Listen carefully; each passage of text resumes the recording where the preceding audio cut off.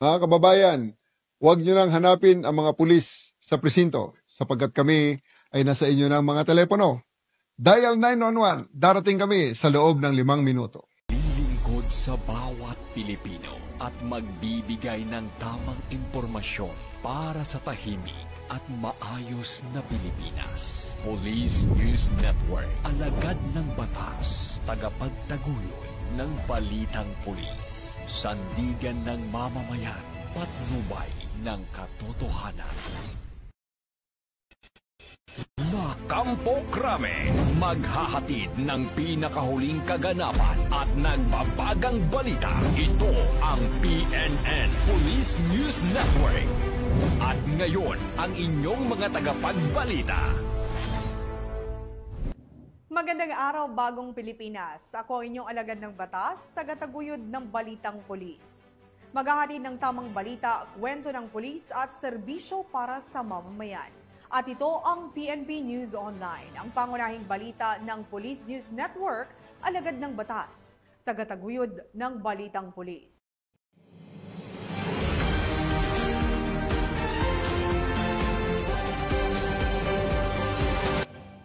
Ngayon ay araw ng Sabado at narito ang mga balitang nakalap ng ating mga PNN correspondents sa loob ng linggong ito.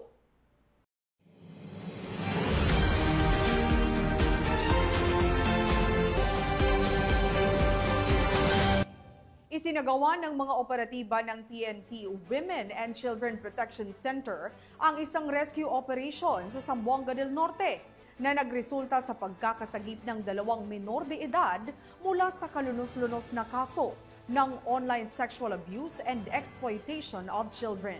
Narito ang balita ng report mula kay Patrolwoman Sana Rose Luna. Matagumpay ang naging pagsagip sa 2 menor de edad na biktima ng pang-aabuso sa isinagawang entrapment and rescue operation ng mga tauhan ng Women and Children Protection Center o WCPC noong Martes, July 15, 2025 sa Barangay Bantayan sa bayan ng Sindangan, Zamboanga del Norte. Sa bisa ng warrant to search, seize and examine computer data o WSSECD ay nahuli ang suspect na ina mismo ng 2 nasabing biktima.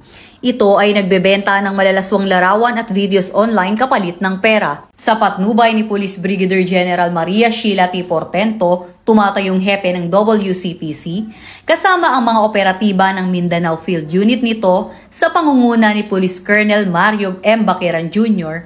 ay agad na nagsagawa ng investigasyon sa naturang impormasyon na nagresulta sa matagumpay na pagkakahuli ng suspect at pagka-rescue ng nasabing mga biktima. Samantala, kasama sa mga nakuhang ebidensya ang mga gadgets na positibong naglalaman ng mga malalaswang larawan at videos ng mga menor de edad na ginagamit sa pagbebenta ng mga ito sa mga foreigner para pagkakitaan. Nasa kustudiya na ngayon ng Sindangan Municipal Police Station ang naturang suspect, habang nasa pangangalaga naman ng MSWDO ang mga nasagip na biktima para mabigyan ng tamang assessment at pagsusuri.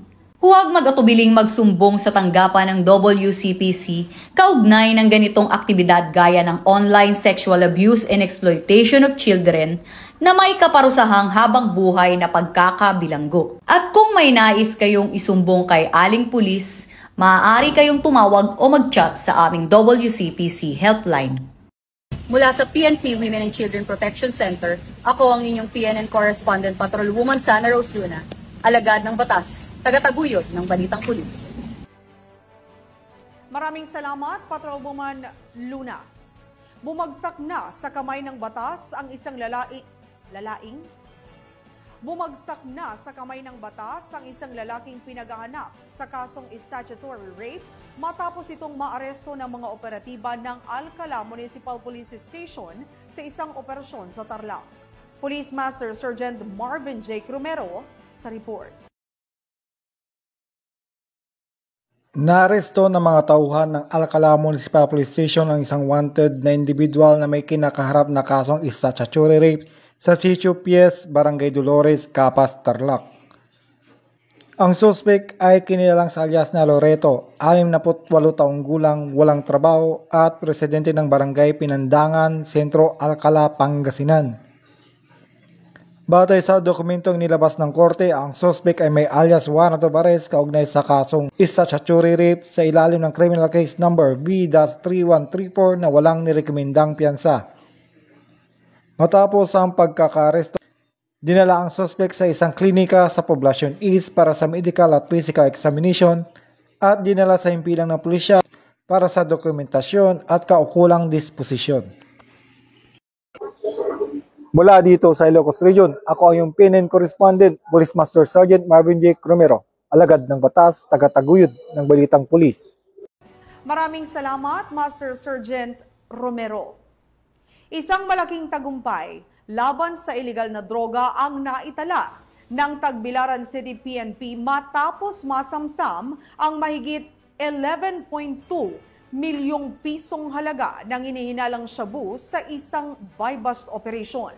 Ang detalye ng report mula kay Patrolwoman Annalyn Canoo. Nasabat ang mga kapulisan ng Tagbilaran City inihinalang shabu na nagkakahalaga ng higit 11.2 milyon sa isang matagumpay na buy-bust operation na ikinasamba na alas 11 ng gabi noong 19 ng Hulyo sa taong kasalukuyan sa Barangay Buoy, Tagbilaran City, Bohol. Kinilala ni Police Lieutenant Colonel John Carl Oliver Escobar, Chief of Police sa Tagbilaran City Police Station, ang suspect na si Ron, 48 anyos, at ang kasamahan nito si Jonas, 37 anyos, na kapwa-residente ng Barangay Kugon, Tagbilaran City, Bohol. Nakumpiska mula sa pag-iingat ng mga suspect ang tatlong large pack na hininalang shabu, buy-bust money, Vivo na cellphone at Chinese tea bag at backpack na ginamit bilang lagayan ng mga droga at tricycle. Tinatayang nasa 1,650 na gramo ang kabuang timbang na recover ng hinalang shabu na may standard drug price value na 11,222,000 pesos. Naharap ang mga suspect sa kasong paglabag sa Sections 5 at 11 na Article 2 ng RA 9165 o ang Comprehensive Dangerous Drugs Act of 2002.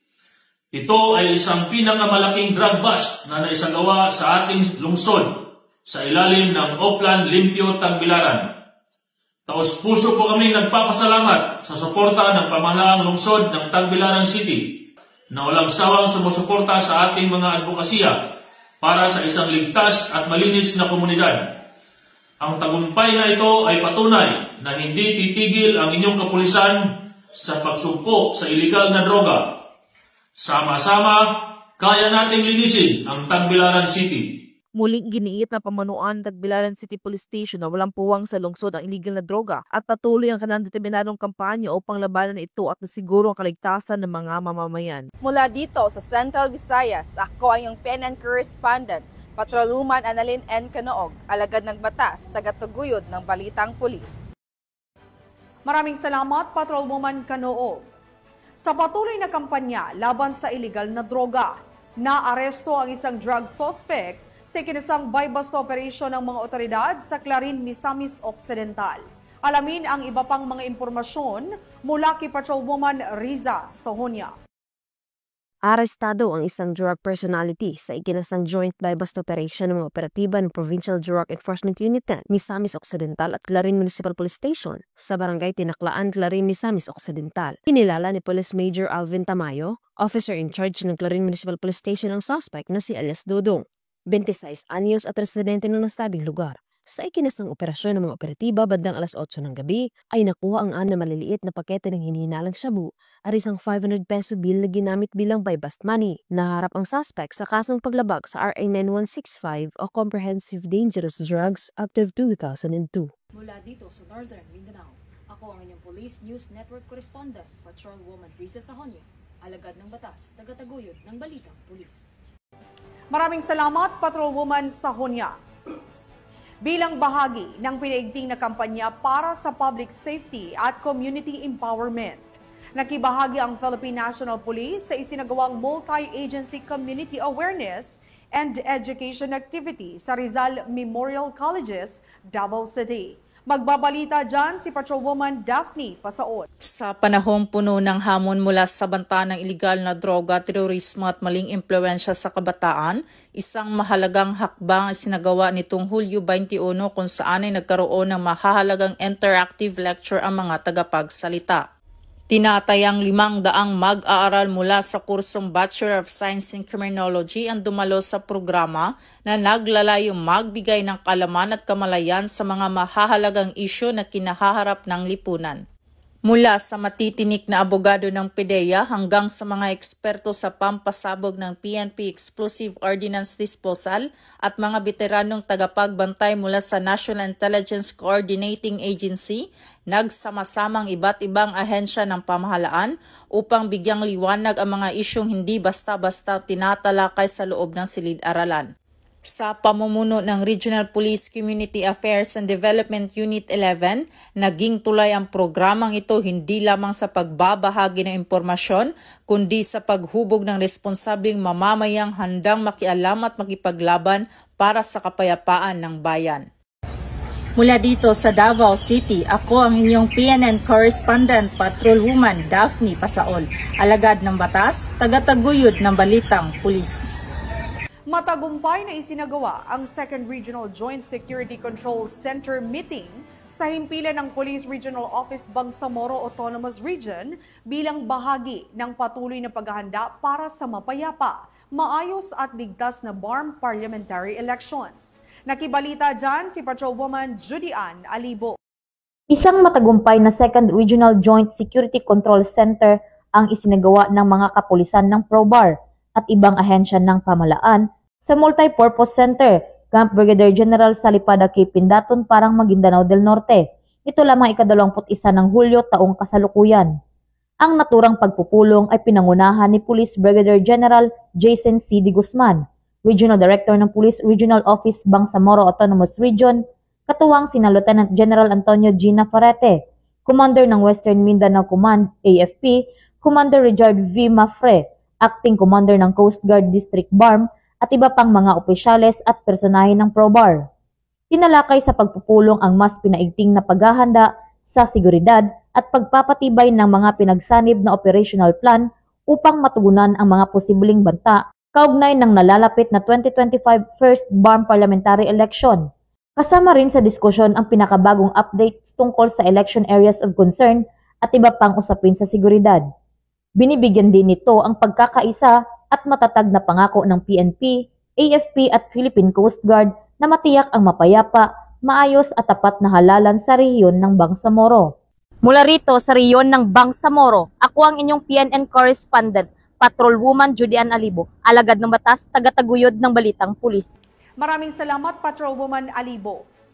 Hindi nakalusot sa batas ang isang dating preso matapos itong muling maaresto sa ikinasang buy-bust operation ng mga operatiba sa Iloilo. Patrolwoman Andrea Dominic Depalubos sa report.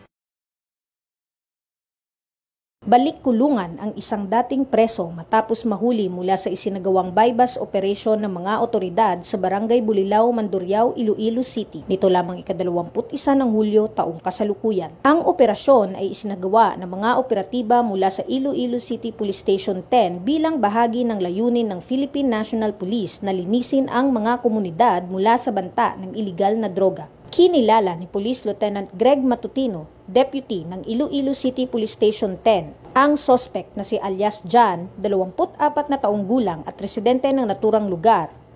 Matapos mahuling nagbebenta ng isang sachet ng hinihinalang shabu sa police pusher buyer na nagresulta sa pagkaka-recover ng 1 gramo ng hinihinalang shabu na may standard drug price na 6,800 piso. Dagdag pa ni Police Lieutenant Matutino, matagal nang minamanmanan si alias John na dati nang nakulong dahil sa parehong kaso. Siya rin ay subject ng isang search warrant kung saan nagresulta sa pagkakasamsam ng 39 na sachet ng hinihinalang shabu na may kabuuang timbang na 200 gramo at may standard drug price na 1,300,060 piso. Kasalukuyang nasa kustudiya na ng pulisya ang sospetsado para sa tamang disposisyon at haharap sa kasong paglabag sa RA 9165 o ang Comprehensive Dangerous Drugs Act of 2002. Patuloy ang mas pinaigting na kampanya ng Police Regional Office 6 laban sa iligal na aktibidad kaugnay sa ipinagbabawal na droga upang linisin ang komunidad mula sa mapanirang bisyo. Ang matagumpay na operasyong ito ay patunay ng masigasig na pagsisikap ng Philippine National Police upang labanan ang kriminalidad at maprotektahan ang publiko laban sa panganib na dulot ng iligal na droga. Dahil sa bagong Pilipinas, ang gusto ng pulis, ligtas ka. Mula dito sa Police Regional Office 6, ako ang inyong Police News Network Correspondent, Patrolwoman Andrea Dominic Di Palobos, alagad ng batas, tagataguyod ng balitang pulis. Maraming salamat, Patrolwoman De Palubos. At yan ang mga balitang nakalap ng ating mga PNN correspondents mula Luzon, Visayas at Mindanao sa loob ng linggong ito.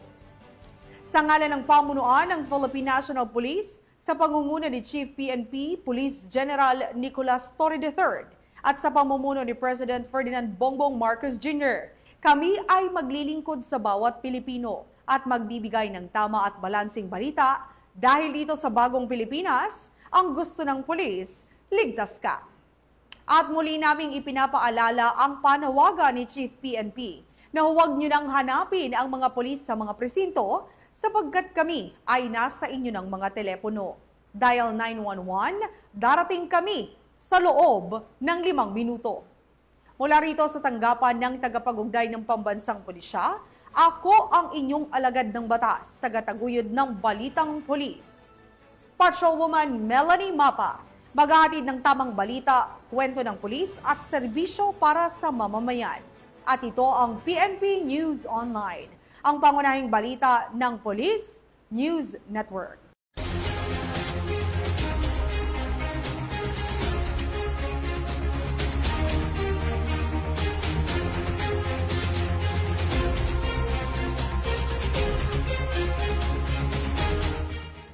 Police News Network, alagad ng batas, tagapagtaguyod ng balitang pulis.